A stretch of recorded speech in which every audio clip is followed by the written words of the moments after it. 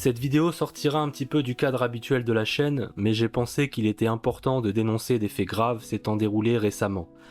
Ces faits ne sont pas isolés, ils s'en découlent en fait assez régulièrement. Mais ce cas est un cas classique et plutôt que de réagir à tous les scandales, je préfère prendre celui-ci comme exemple, puisqu'au-delà des profanations, il met aussi en évidence une certaine impuissance devant laquelle on se trouve, puisqu'en l'occurrence l'événement que je vais décrire se déroule une fois par an. Donc, la vidéo fait suite aux événements qui s'étaient déroulés lors des médiévales 2025 au sein de la collégiale Saint-Kyrias, événements au cours desquels des ventes de livres faisant la promotion du paganisme et de toute forme d'ésotérisme ont eu lieu, où une masse de personnes s'est agglutinée partout dans l'église, déguisées, et où entre autres on a pu voir aussi des affiches moquant Sainte Jeanne d'Arc, et je précise que Sainte Jeanne d'Arc a assisté à une messe au sein de cette même église en 1429, ce qui fait de cet acte un acte de provocation totalement assumé.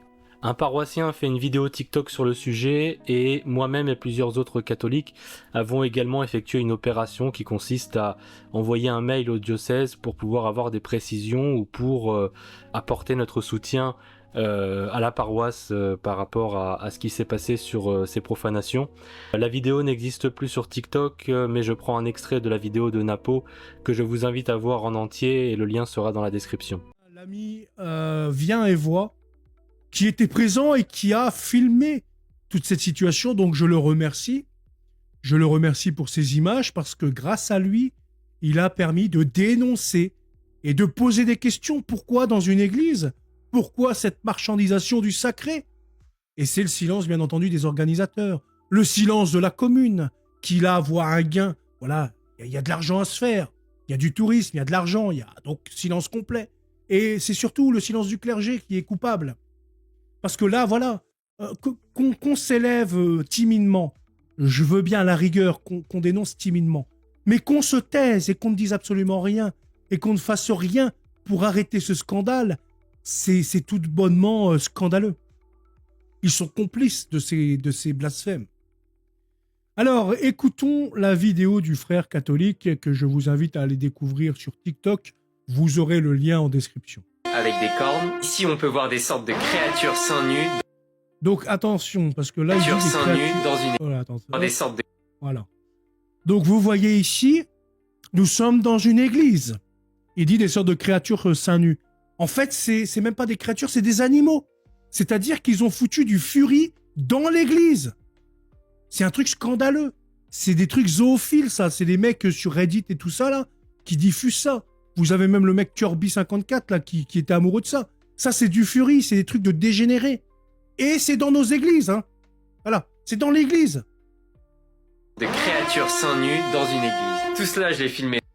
Donc vous voyez les gens, voilà, hein, ils pensent qu'ils sont dans une salle polyvalente, voilà, c'est un truc lambda. Les gens Ce week-end, s'amusent dans aux l'église. 40 ans de la fête médiévale de Provins, l'église Saint-Kyras a prêté ses murs et s'est fait profaner. J'ai vu des choses profondément choquantes. Par exemple, on laisse les éditions Lucifer. Voilà, c'est ce que je parlais tout à l'heure, les éditions lucifériennes, littérature, horreur et fantastique. Donc ça pose pas de problème, monsieur l'évêque, si vous écoutez cette vidéo, est-ce que c'est pas un problème de vendre des livres dans votre église sur Lucifer ? Il n'y a pas de problème. Sur cette littérature crasse inventée de toutes pièces dans des cerveaux malades, est-ce que ça pose un problème, monsieur l'évêque ? Non, c'est pas grave, hein. C'est pas grave, de toute façon, nous, voilà, tout le monde ira au paradis, de toute façon, c'est ça, hein. Lucifériennes vendent des livres d'horreur et de fantaisie. Là, il y a écrit « Mon corps, mon choix, abat le patriarcat ». Voilà, mon corps, mon choix, abat le patriarcat. Ouais, c'est beau, c'est beau. C'est beau. Donc, c'est un reniement de l'euthanasie, un reniement de l'avortement, donc de nos combats, je veux dire, contre l'avortement et l'euthanasie. Là, en exposant ces affiches de merde, ça veut tout simplement dire que, voilà, l'Église n'a pas son mot à dire dans la société, que l'Église n'a pas de politique à faire, que les catholiques n'ont pas leur mot à dire. Alors que c'est tout l'inverse. Normalement, ceux qui prônent ce genre d'horreur devraient être enfermés, en fait, tout simplement. Voilà. Sauf que là, on vient dans nos églises et on nous insulte, on nous crache à la gueule. Et grâce, encore une fois, au clergé local qui ne sait pas dire non, qui ne sait pas s'ériger. Oui, c'est pas grave, c'est pas méchant, c'est une petite fête de village qui fête le Moyen-Âge. C'est pas très grave, vous en faites pas. Et voilà le résultat. Des gens avec des squelettes devant le parvis de l'église. Sur le parvis également, c'est quelque chose de dramatique, c'est scandaleux. Sur le parvis, on ne peut pas faire n'importe quoi. Et là, on voit des squelettes. Après, bon, Est-ce que ça c'est le plus grave? Je ne pense pas. Mais Ici, c'est quand on même, ça dépend ce qu'ils vendent, quoi. voit très clairement l'affiche d'un ange déchu qui doit sûrement faire office de héros. La pancarte prière et silence Voilà, c'est ce que je disais tout à l'heure, la pancarte prière et silence. complètement ignorée. Complètement Pour Jeanne d'Arc, ignorée. la sainte patronne de la France et qui fait d'ailleurs partie de l'histoire de Provins, elle est Donc là, oui, voilà. Sur Sainte Jeanne d'Arc, ils ont fait une affiche d'elle où il me semble être écrit ouin ouin, un truc dans le genre, boue, flamme. Je vois pas trop d'ici, mais en tout cas, voilà, c'est une espèce de caricature de notre très Sainte Jeanne d'Arc qui a sauvé le cul de leurs ancêtres, hein. Il faut le rappeler. Grâce à Dieu, elle a sauvé la France. Et on n'est pas rose beef, on ne parle pas anglais grâce à elle. Mais voilà, la population française est complètement golémisée. Elle ne sait même plus quoi, qu'est-ce qui représente quoi, l'importance, la priorité des importances, l'importance du sacré, etc. Les gens, ce sont des gogoles, donc ils vont insulter Sainte Jeanne d'Arc dans cette magnifique église. Et c'est doublement, triplement scandaleux. ici humiliée. Quand j'ai dû en rater parce que j'ai même pas fait le fond de l'église, j'avais un sentiment de malaise. Il faut savoir que durant les fêtes médiévales de Provins, beaucoup de personnes sont déguisées avec des cosplays, donc il y a des personnes avec des costumes très bizarres qui ont dû rentrer dans l'église. Le passage de l'évangile avec Jésus qui chasse les marchands du temple n'a jamais été aussi actuel. Alors je n'ai pas eu le courage de renverser les tables, mais j'ai envoyé un mail au diocèse. Parce qu'en plus de ça, c'est sûrement pas la première édition. Alors soyons vraiment attentifs à ce qui se passe dans Pas du tout, mon cher Viens-Voix. Ce n'est pas la première édition, comme je l'ai dit plus tôt. En 2022, déjà, nous voyons ce genre de livres, etc., ce genre de crasse dans notre église. Donc, eh bien, remercions ce frère, prions pour lui. Ceux qui ont un compte TikTok, allez le suivre, hein, parce que c'est ultra important de dénoncer comme il l'a fait. Il l'a fait d'une façon, eh bien, très intelligente.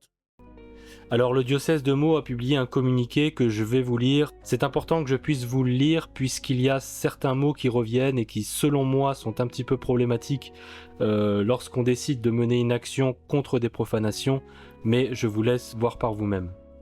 Les 14 et 15 juin dernier, la ville de Provins, située dans le diocèse de Meaux, a célébré la 40e édition des Médiévales, grande fête populaire rassemblant quelques 700 participants costumés au cœur de la cité médiévale.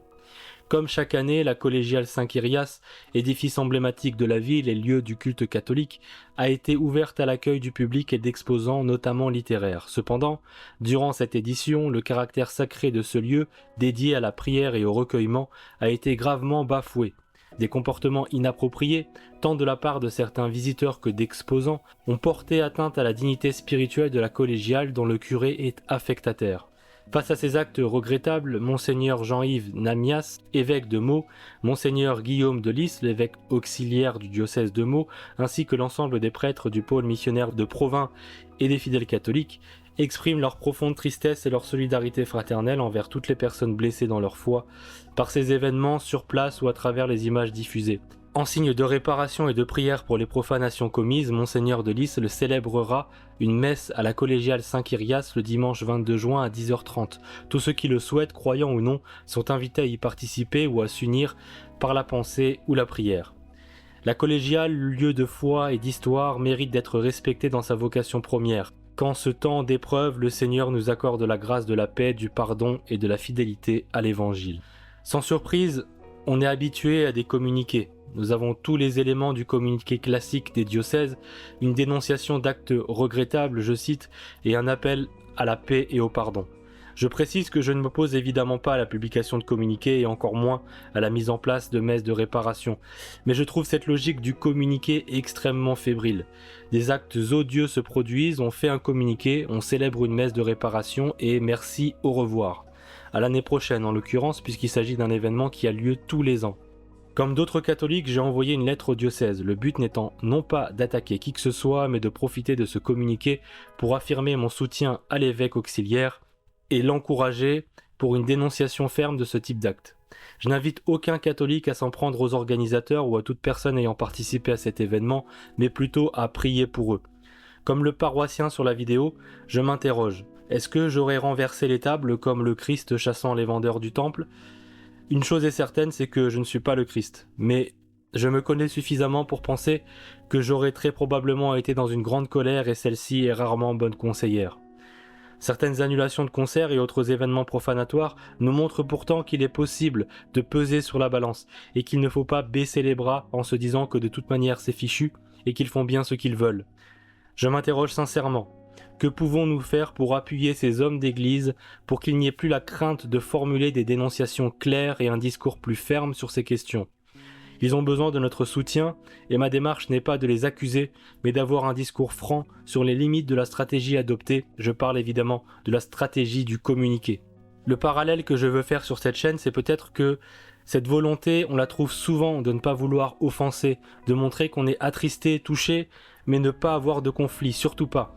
C'est selon moi la même chose qui anime beaucoup de catholiques, dont des hommes d'église au sujet de l'islam, sous prétexte de ne pas entrer en conflit avec les musulmans, parce que nous avons tous des amis de la famille qui pratiquent l'islam, nous réfrénons nos critiques pour ne pas les blesser. C'est humain et c'est une chose que je comprends bien. Moi-même, je ne vais pas dans ma vie de tous les jours aller voir les membres de ma famille qui sont musulmans pour leur balancer des hadiths compromettants.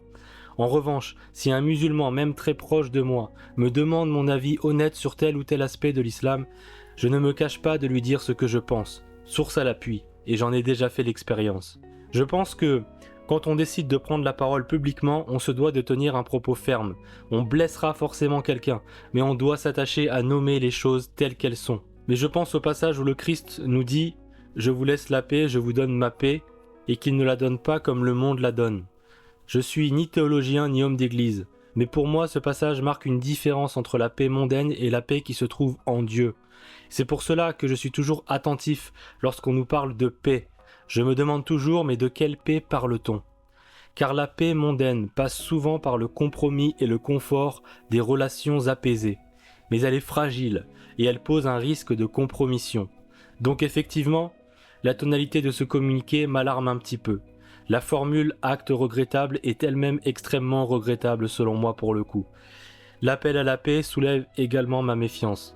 Mais l'appel que je fais sur cette chaîne au sujet de l'islam est exactement le même ici. N'ayons pas peur de dénoncer des actes qui attaquent notre foi, notre église. Et en même temps, ne soyons pas naïfs sur la question du néopaganisme, ne sous-estimons pas sa récente montée en popularité. Interrogeons-nous sur ce qu'elle cache. Comme pour l'islam, ne restons pas à la surface des formules creuses. Cherchons, lisons et ayons une position ferme basée non sur la haine, si ce n'est la haine du péché, à commencer par le nôtre, mais sur l'amour de la vérité. Voici pour ma réaction à chaud sur cet événement.